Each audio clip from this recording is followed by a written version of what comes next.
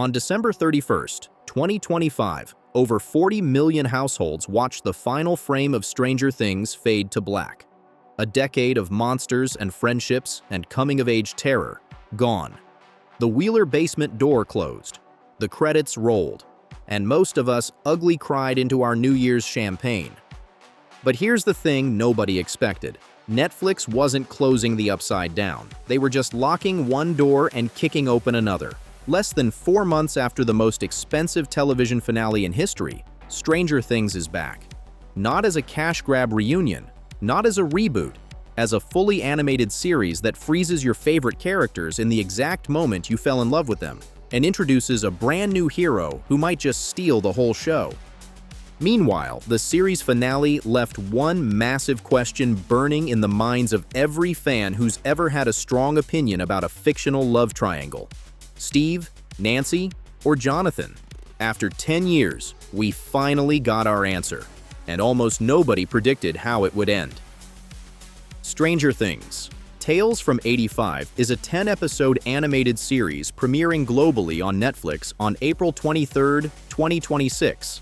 The animation is handled by Flying Bark Productions, the Australian studio behind Glitch Tech's and Marvel's What If. The visual style blends painterly 2D designs over 3D models, deliberately channeling that neon-drenched 1980s cartoon energy.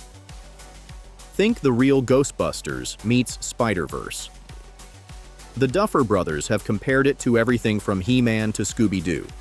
The series is set during the winter of 1985, specifically between Season 2 and Season 3 of the live-action show. That's the period when Hawkins briefly believed it was safe. 11 had closed the primary gate. The Mind Flayer was supposedly contained. The whole gang is here. 11, Mike, Will, Dustin, Lucas, and Max. Back to doing what kids do. Snowball fights, marathon Dungeons and Dragons campaigns. Actual homework for once. But then something starts happening beneath the ice. A new breed of vine-like creatures begins pushing up through the frozen ground. These new monsters were designed by Carlos Huante, the creature artist behind E.T. and Prometheus, specifically to bring a Lovecraftian horror tone to the animated format. Each episode runs roughly 27 to 30 minutes, giving you nearly 5 hours of new content. Every great Stranger Things story needs an outsider stumbling into the madness for the first time. In Tales from '85, that role belongs to Nikki Baxter, a 14-year-old transfer student from the East Coast with pinkish hair buzzed short on the sides and a full-on punk rock aesthetic. She's voiced by Odessa Azion, and from everything we've seen so far, Nikki might end up being the breakout character of the entire expanded universe. None of the original live-action cast is voicing their characters, and that's completely intentional. Netflix made the calculated decision to recast every role with new voice actors. Brooklyn Davy Norstedt takes over 11. Luca Diaz steps in as Mike. Jeremy Jordan, a Broadway veteran, voices Steve Harrington. The reason is brilliant.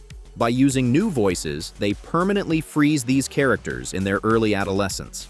The kids don't age. The voices don't change. If Tales from '85 is a hit, they can keep making animated installments without ever worrying about the cast growing up. It's the one thing live action could never solve. Plus, they've stacked the supporting cast with Robert Englund, Freddy Krueger himself, who already played Victor Creel in Season 4, returning to voice a mysterious new character named Cosmo. Netflix is so confident in this series that the first 2 episodes will get a limited theatrical release on April 18th, 5 days before the streaming premiere. They're branding it Stranger Saturday. AMC theaters across 34 locations. This is the same hybrid model they used for the Season 5 finale, which pulled in an estimated $25 million at the box office. Now let's talk about the thing that dominated Stranger Things discourse for a literal decade: Steve or Jonathan? Going into Season 5, Nancy and Jonathan were technically still together, but the relationship was hanging by a thread.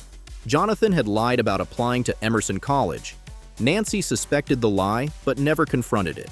And standing just off to the side was Steve Harrington, who had openly told Nancy he wanted a future with her and 6 kids. 10 years of fan wars, millions of posts, thousands of think pieces. And then Season 5, Volume 2, gave us one of the most brutally honest breakup scenes in television history. Episode 6. Nancy and Jonathan are trapped inside the Upside Down's warped version of Hawkins National Laboratory. The room starts filling with a melting, paint-like substance. They believe they're about to die, and in that moment, every wall comes down. Nancy admits she's always hated Jonathan's favorite band. Jonathan confesses he secretly can't stand reading her journalism articles. Then Jonathan pulls out an engagement ring and delivers what fans are now calling the unproposal. He tells Nancy that he's messed up enough with her that it would be nice to get just one thing right at the end. And then he asks her not to marry him. She accepts. The Duffer Brothers called it a textbook trauma bond. Two people who went through hell together and confused survival for love. But here's where it gets really interesting.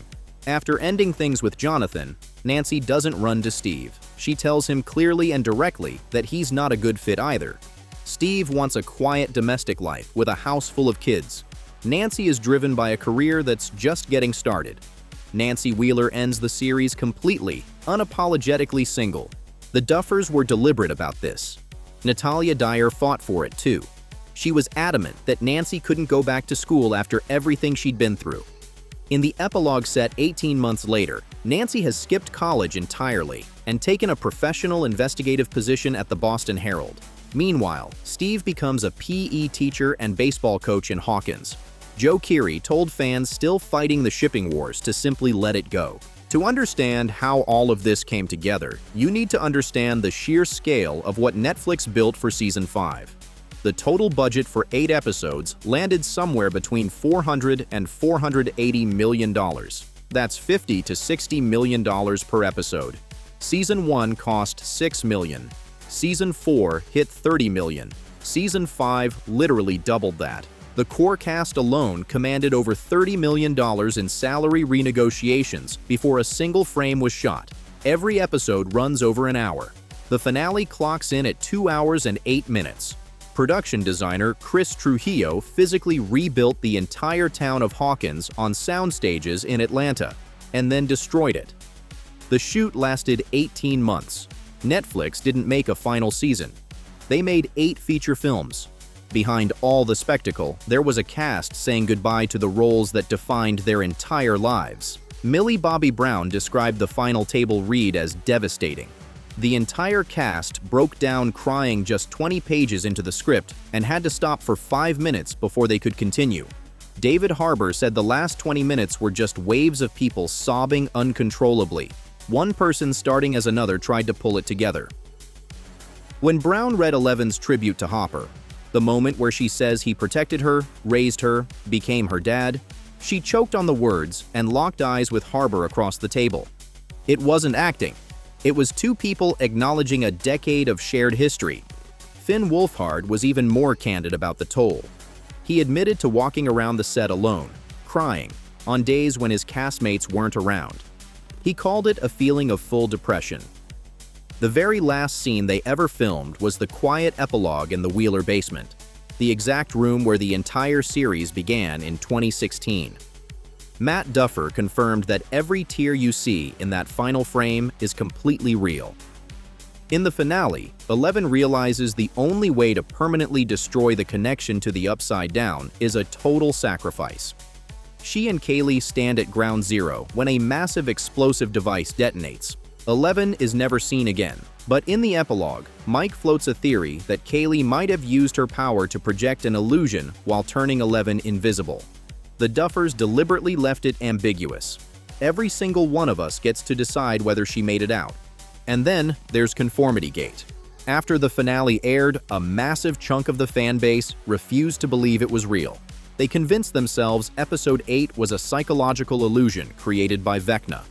They cited supposed continuity errors, a dial that changed color, characters missing scars. Millions became convinced a secret Episode 9 would drop on January 7th. So many people logged onto Netflix to check that they actually crashed the servers. Netflix had to publicly confirm the show was over. The fandom had to grieve for real. Netflix isn't done, not even close. Executive producer Sean Levy has explicitly said he's building out the STCU. the Stranger Things cinematic universe. He says he's taking cues directly from Kevin Feige and how Marvel manages its interconnected properties. Beyond Tales from '85, the Broadway stage play The First Shadow, which details Vecna's origin story set in 1959, was filmed with its original cast for a global streaming release, and the Duffer Brothers are actively developing a brand new live-action spin-off with completely new characters, a completely different story, and a fresh mythology. No Hawkins, no legacy reunions. The Duffers signed a major deal with Paramount Pictures, but their contract includes an ironclad carve-out to maintain creative oversight over the STCU. Even as they move on to new things, they're still guarding the keys to the Upside Down. Stranger Things started in 2016 with 6 kids, a missing boy, and a monster in the walls. It ended with a $500 million cinematic event that crashed a streaming platform and spawned a conspiracy theory that made international news. In between, it gave us Steve Harrington's entire redemption arc, Nancy Wheeler's refusal to be defined by anyone else's story, and a love triangle that taught an entire generation that sometimes the bravest choice is choosing yourself. And now it's giving us Nikki Baxter, Vine monsters under the ice, and a reason to go back to Hawkins one more time. Tales from '85 hits Netflix on April 23rd. The Upside Down isn't finished with us yet.